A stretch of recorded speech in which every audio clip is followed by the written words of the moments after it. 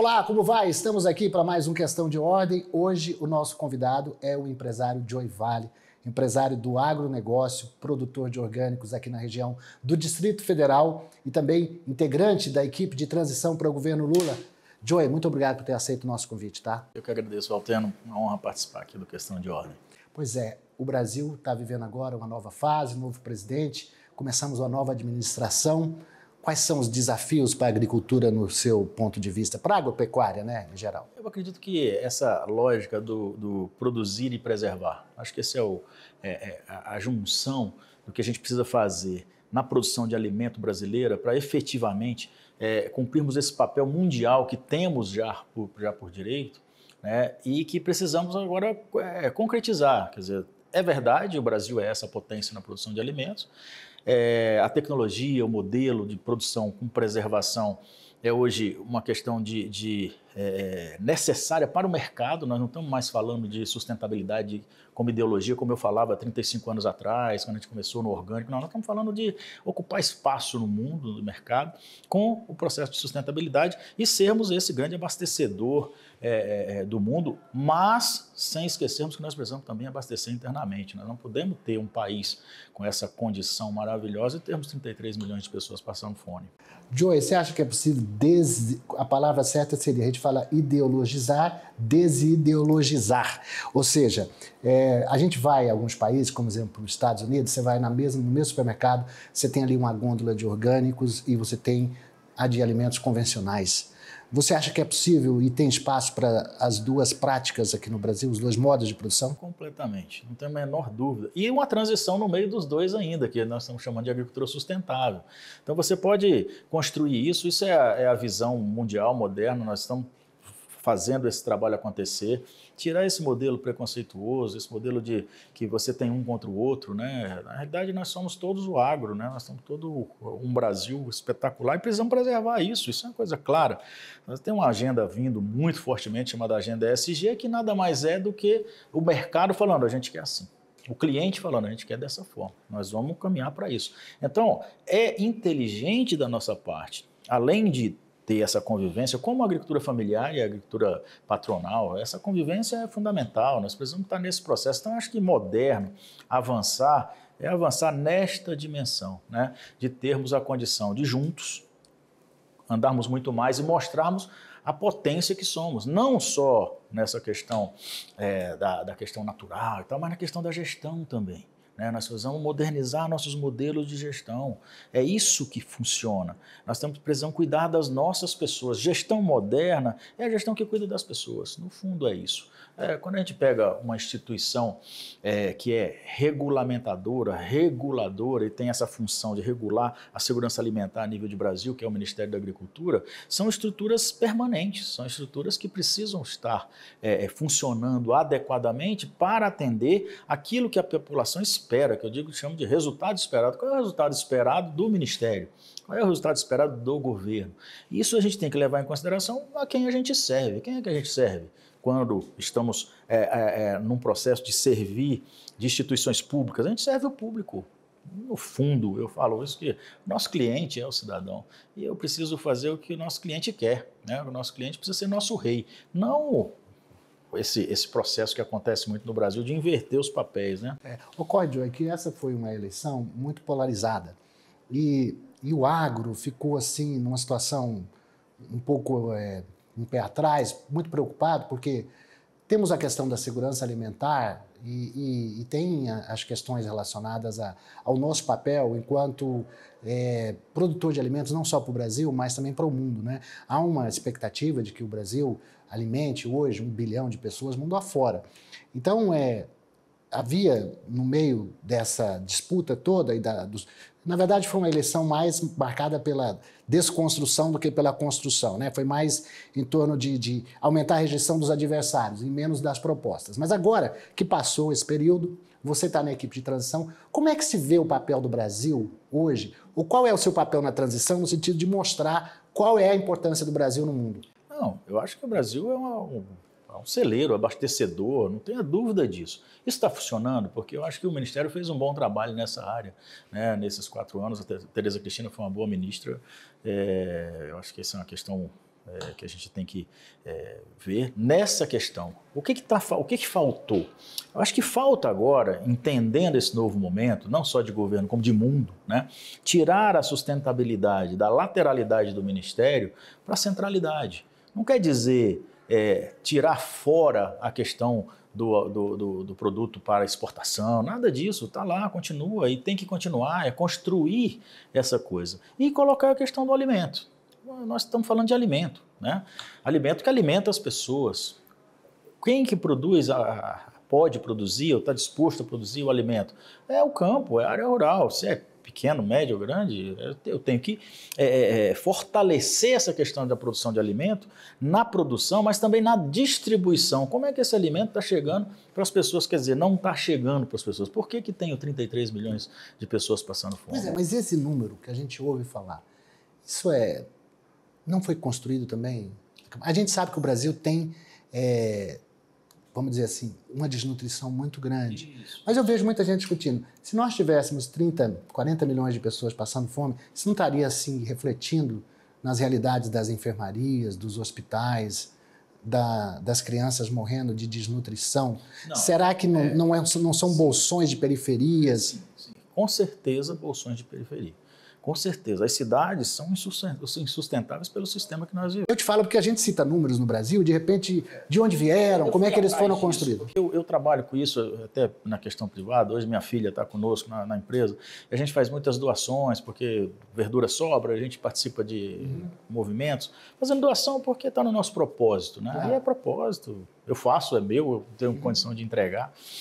E a gente vê efetivamente essa condição acontecendo, né?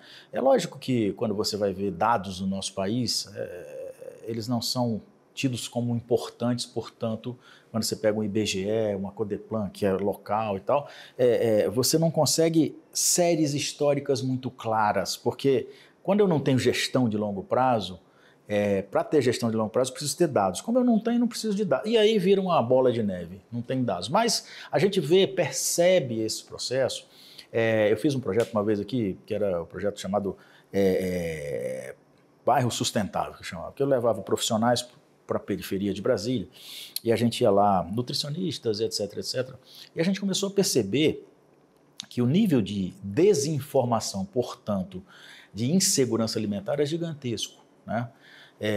Pessoas com sobrepeso, porque quando eu falo, eu tenho gente passando fome, eu tenho gente também comendo completamente errado, né?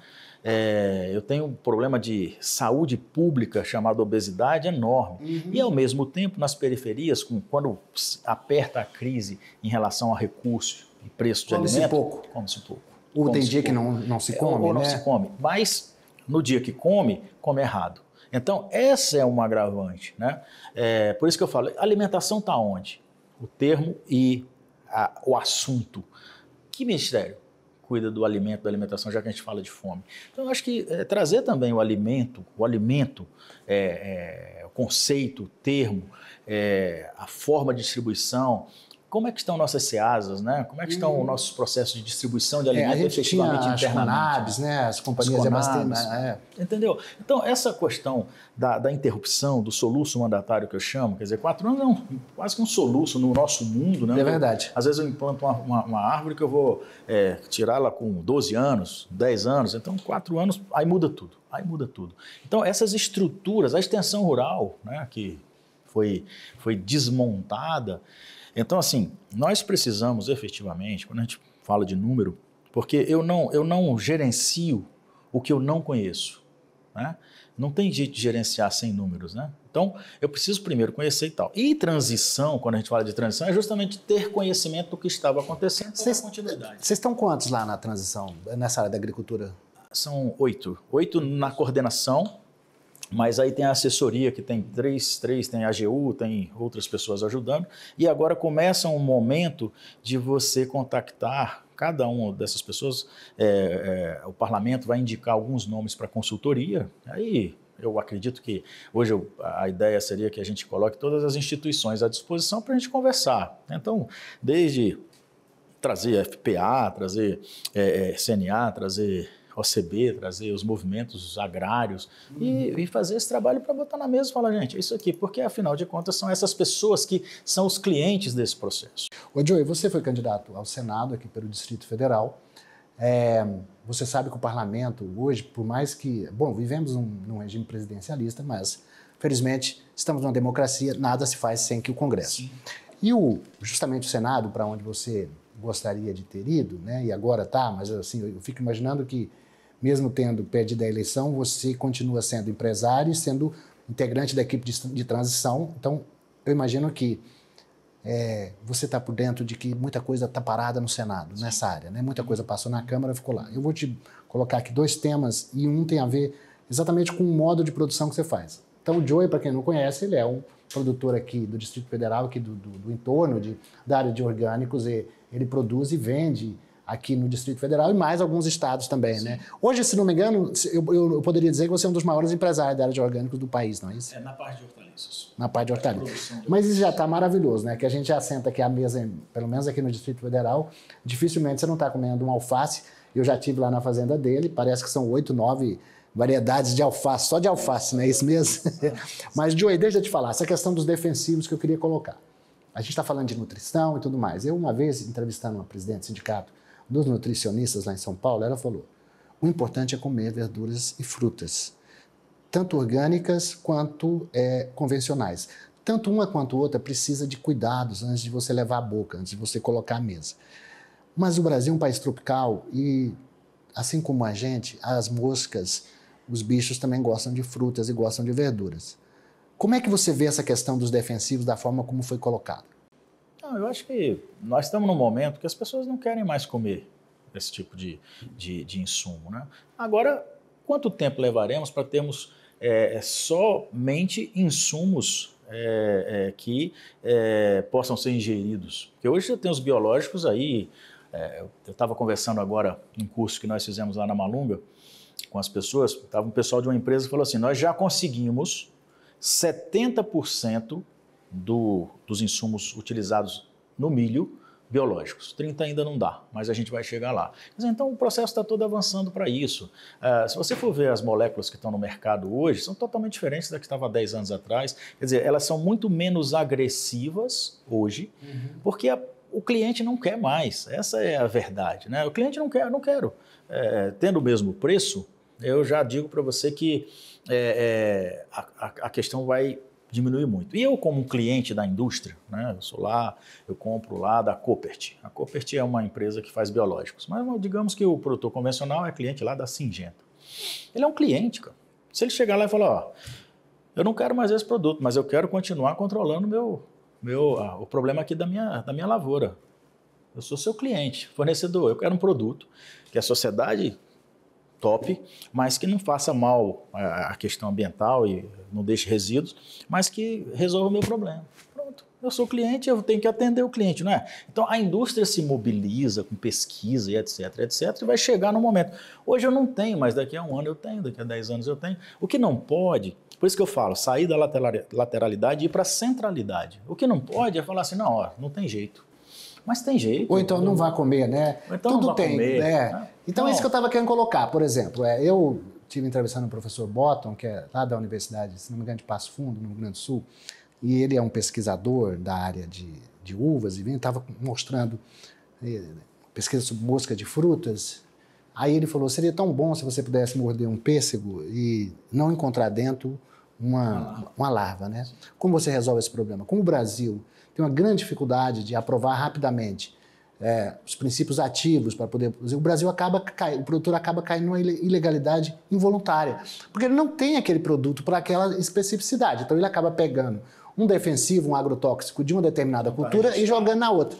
Né? E isso acaba sendo pego lá na hora que vai fazer lá a amostra da Anvisa, isso acaba colocando. Então, nós precisamos avançar nisso. Aí tem a ver com o Ministério da Agricultura, olha só que legal. Aí eu tenho como modernizar a estrutura e falar, muito bem, hoje leva 6 meses, eu quero que leve 1.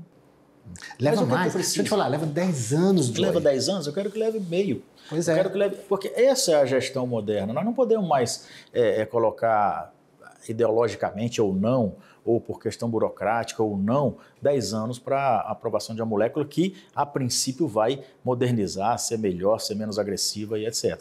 Agora, isso tudo se faz por gestão. Esse é um processo. Como é a sua experiência nessa área do controle de pragas e doenças? Eu falo, e a gente tem construído, né? Eu tive só agora essa semana, eu tive 3 universidades lá em casa, né? Agronomia, veterinária, nutrição, visitando, muitos alunos e tal. E as pessoas falam, impossível. Eu acho que o maior insumo hoje no agronegócio chama conhecimento. E aí eu tenho uma Embrapa formada, capilarizada no país, com cientistas, eu preciso potencializar isso que eu já tenho na mão, que é uma ferramenta. Mete o dinheiro na Embrapa, agora com objetivos claros, com pesquisas claras. Hoje eu conversei com... A Embrapa voltada também para o produtor, porque senão você fica só com empresários grandes, você pega nada contra as grandes culturas que têm dinheiro para poder investir na Embrapa para melhorar. Mas a hortaliça, por exemplo, que vai para a mão, come todo dia, né? Está assim, porque não tem recurso público para lá, então vai fazer pesquisa, e o pesquisador precisa pesquisar, precisa da parceria privada, mas vai pesquisar o que a indústria quer que pesquise, não necessariamente, não estou dizendo também que a indústria só quer coisa ruim, não, nada disso, pelo amor de Deus, mas não necessariamente o que é bom para as pessoas, tá certo? Então, eu preciso preservar isso de forma ponderada, para que a gente possa atender todo mundo. Você acha que haverá espaço no futuro governo para isso? Ah, claro, claro. Ou então...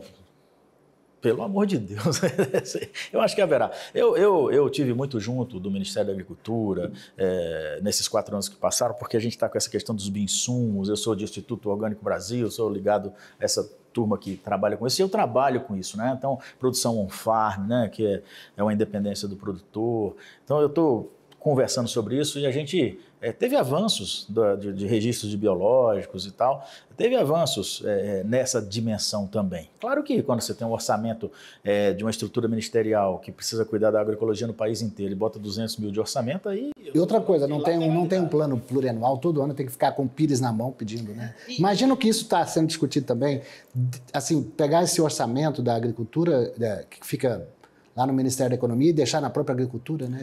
Mas essa é uma coisa, é isso que eu estou falando de colocar na centralidade, quando eu falo dos assuntos. Senão é discurso, só para discursar para as pessoas, para ficar bonito. E eu falava hoje, mais cedo, conversando com a turma lá de Mato Grosso, falando assim, olha, nós precisamos mais de fazimento. O planejamento já está cheio, né? Tem que fazer, tem que executar. Mas mais do que executar, eu preciso controlar. E mais do que controlar, eu preciso fazer ação corretiva. Porque assim, eu lembro, eu fui secretário uma vez no Ministério da Ciência e Tecnologia, a gente tinha um programa maravilhoso lá chamado Centro Vocacional Tecnológico, que deu origem aos institutos federais.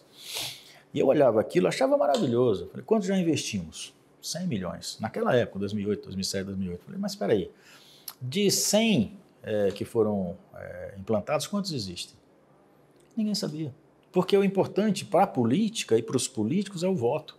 É fazer e inaugurar o negócio lá. Como está funcionando depois, aí se vira, né? Aí eu fiz um estudo para saber o seguinte, qual o tempo de vida, qual a duração e como é que está a aplicação desse recurso no tempo. E nós montamos aqui com o CGE, que é um puta no instituto ligado ao Ministério da Ciência e Tecnologia, fizemos um puta trabalho falando assim, ó, esse recurso foi bem aplicado? Como eu faço melhor? E eu deixei esse legado para o próximo gestor, que é gestão pública, é passagem de bastão. É uma corrida de passagem de bastão, né? A gente, entendendo isso, é sempre um avanço. Não entendendo isso, é retrocesso e destruição. Você falou esse negócio do fazimento, e a gente sabe que você faz. Então, e dentro dessa a coisa da equipe da transição, a gente sempre fala, eu ouvi dizer, nem sempre quem está na transição vai para o Ministério, mas caso você fosse para o Ministério, ou caso você vá para o Ministério da Agricultura, dentro dessa sua filosofia do fazimento, quais seriam os seus eixos de atuação? Por onde você começaria? Eu acredito que a primeira coisa é isso que eu falei. O que está bem, não atrapalhe. Continua. Não atrapalhe. O agro no seu sentido geral. Vai para frente. O que precisa de apoio? Apoia. Agora, agricultura familiar, abastecimento, alimentação, sustentabilidade. Aí você traz para a mesa. E trazendo para a mesa, parceiros. traz as pessoas. Ninguém faz nada sozinho, ninguém sabe tudo, ou a princípio, quando você é gestor, você tem que ouvir muito mais do que falar, e a tendência nossa, uma vez um governador foi me visitar, ficou falando 4 horas seguidas comigo. Eu olhei para ele e falei, governador, me chamando para ser vice dele, né? Eu falei, não estou entendendo, governador, é para isso que o senhor quer que eu seja vice? Só o senhor fala? Então, assim, eu acho que quando você é deputado estadual ou distrital, você pode, assim, sei lá, ouvir 20% e falar 80%. Você está entrando, você quer falar, tal. Federal, você já 50-50. Você fala 50 e ouve 50. Senador, você deve ou deveria ouvir 80% e falar 20%. Governador, você fala 5% e ouve 85%, 95%. Se você só fala, você tem que voltar lá para... Você não aprendeu, você não teve a maturidade de... Porque na hora que você é gestor, você é o juiz. Você ouve as partes e toma decisão. E você precisa estar muito preparado para isso. Então, o diagnóstico da transição é para isso. Você vai para o ministério, e aí o ministro que for, espero que seja assim, né? Porque você pode fazer todo um trabalho para embasar a tomada da decisão para que não haja quebra do fluxo de trabalho. Porque o Brasil precisa dessas máquinas públicas andando, avançando. Eu, produtor lá na roça, eu sou fiscalizado. Eu preciso que a fiscalização esteja em dia. Pois é, aí você tem, por exemplo, alguns princípios, que é, por exemplo, o que está sendo feito, que talvez precisasse dar continuidade, que é a regularização fundiária. A partir da regularização fundiária, você tem um cadastro ambiental rural, você vai... Isso.